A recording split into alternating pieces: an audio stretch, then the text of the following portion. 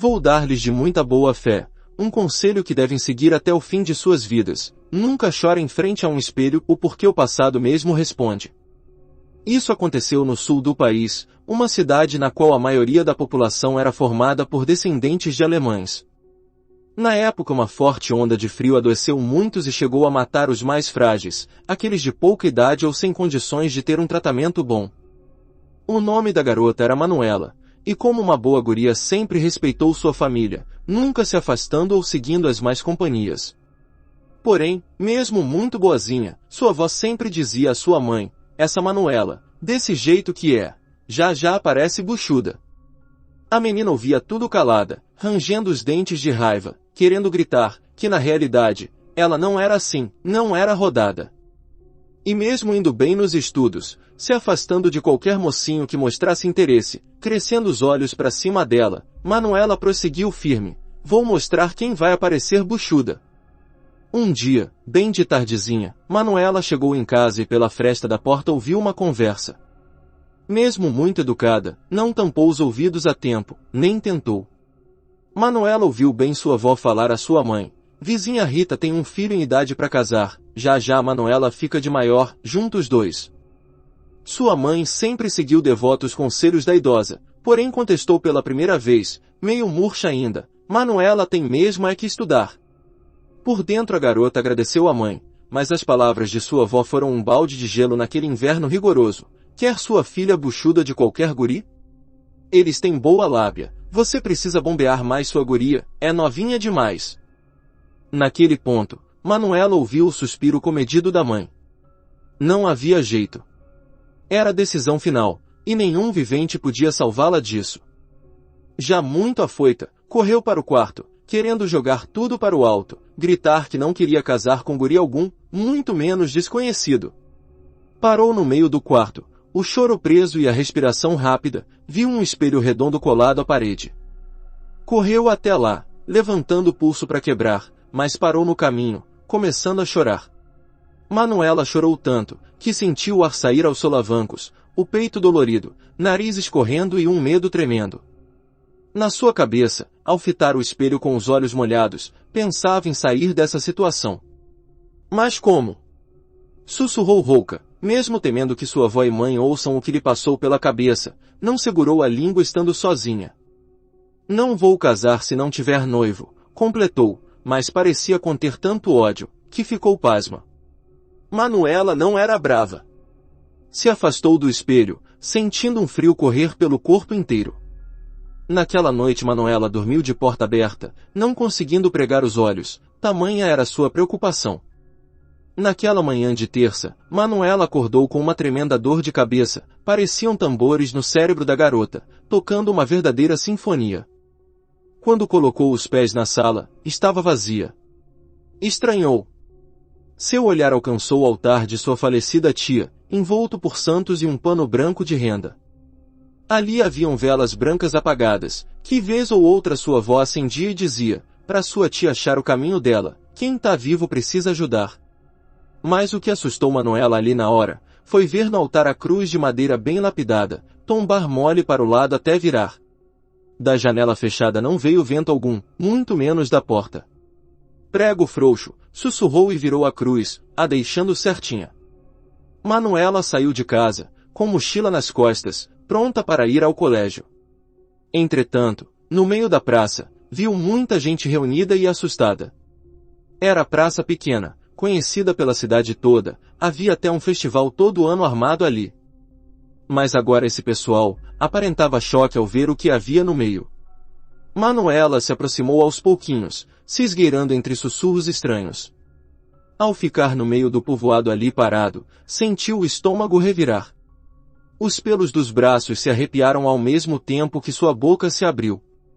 Um homem bem feito, de barba no rosto e roupa de jovem adulto, estava esticado no banco da praça. Os olhos esbugalhados como se visse um fantasma, mas no peito estava a prova que viu mesmo foi sua morte, um pedaço de vidro fincado no peito. Sem nada além disso, o sangue formou uma poça no chão de terra, se grudando quase seco. De todos os lados vinham sussurros assustados, gente se perguntando: foi assassinato? E do meio da multidão, saiu uma mulher conhecida, caindo de joelhos do lado vítima. Com roupas de dormir, pareceu ter sido chamada às pressas por tamanho desleixo em se vestir, a adulta segurava o garoto, virando seu rosto com gritos de dor saindo da boca contorcida. Era Rita, clamando, "Meu filho não, senhor!" Manuela deu vários passos para trás, correndo dali até não poder mais. Era ele. Ele é o que sua avó dizia ser bom? É ele. Naquela noite Manuela não dormiu, não saiu de casa com medo de ver aquela praça.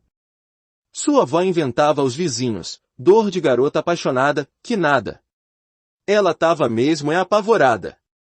Mas ao completar 7 dias da morte do garoto, foi feita a missa e todo mundo apareceu, menos Manuela. Por muita briga, ficou e prometeu rezar para a alma do garoto à luz da vela guiar. Mas ao se abaixar frente à vela, sua mão tremeu em acender. Tentava repetir que era coincidência, um espelho não podia matar alguém. Tanto que o dela estava intacto, sem nenhum pedaço a menos. Quando riscou o fósforo e tocou a vela, a cruz pendeu para o lado outra vez. Manuela levantou assustada, era da sua natureza ser medrosa, mas aquilo era de arrepiar. Manuela riscou outro fósforo, tomou ainda mais coragem e arrumou a cruz. Ao tocar a vela, dessa vez o fogo pegou. Manuela olhou desconfiada, mas aceitou como acaso a deixando assustada por nada. Mas ao se ajoelhar ali, por trás de si ouviu um som estranho. Parecia alguém correndo no chão, bem rápido para não ser pego espiando. Manuela olhou para trás, não viu nada, apenas o contorno dos móveis na sala. Não olhou muito para os detalhes e foi logo fechando os olhos, arrumando um jeito de conversar com o seu pretendido morto, o jovem Rodolfo. Mas outra vez ouviu alguém correr, sentiu o vento bater. Apertou mais os olhos, e em um sussurro repetia, "Me protege, tia." Às suas costas sentiu uma sombra se aproximar, devagar. Parecia dar um passo de cada vez, contado e calmo. Na nuca, Manuela sentiu o assobio do vento, bem sereno. Apertou as mãos como pôde, temendo ser a mesma coisa que matou o garoto. Mas do silêncio absoluto, Manuela ouviu um soluço. Queria tampar os ouvidos, mas o som de choro a fez paralisar. Manuela não estava chorando agora, mas sem dúvidas, aquele som era dela. Da noite que ouviu aquela maldita conversa de sua avó com sua mãe. A imitação da pessoa era perfeita, mas indo chegando no final, parecia imitar caçoando daquela situação.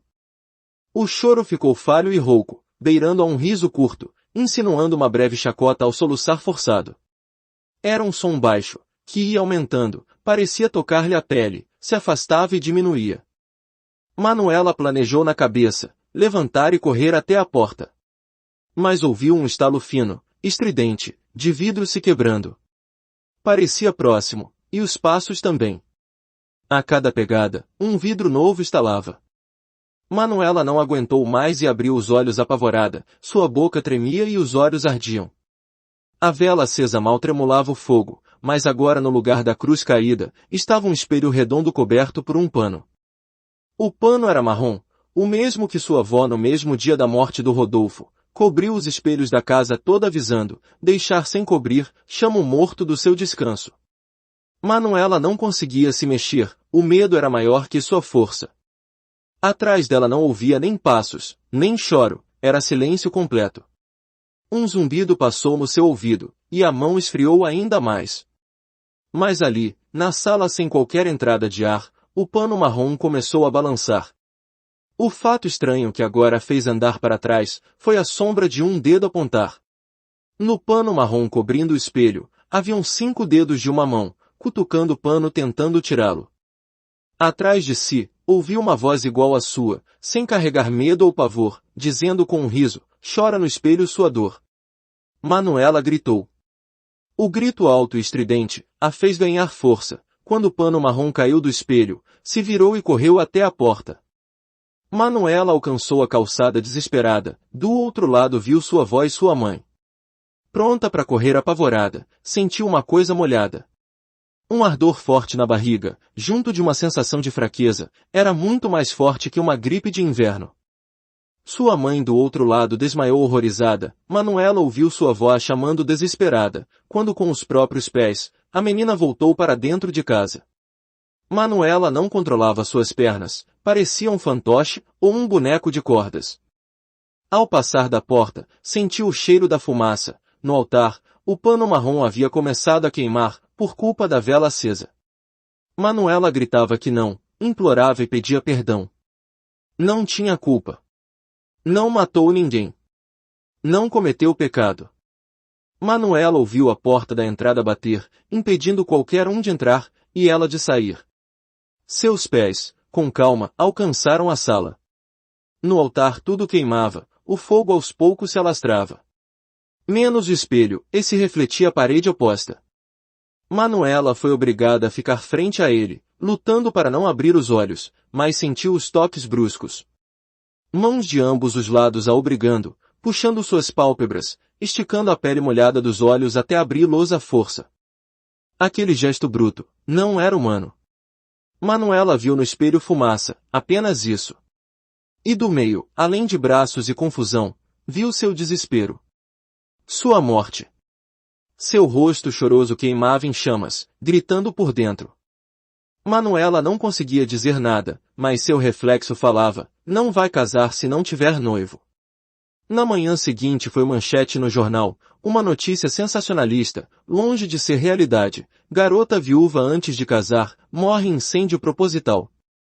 Mas no final da matéria, consideraram crucial informar que o único objeto da casa a se salvar foi um espelho redondo, adornado de madeira. De todos sofrendo a morte, a única que imaginava a verdade era a avó de Manuela, essa sim sabia. Ela viu uma sombra atrás da menina, a fazendo voltar para dentro da casa, mesmo tendo o vidro enfiado nas costas. E para a família toda, sempre dizia, pois ouviu a neta pedir ao espelho a morte do filho de Rita, no espelho, só sorria.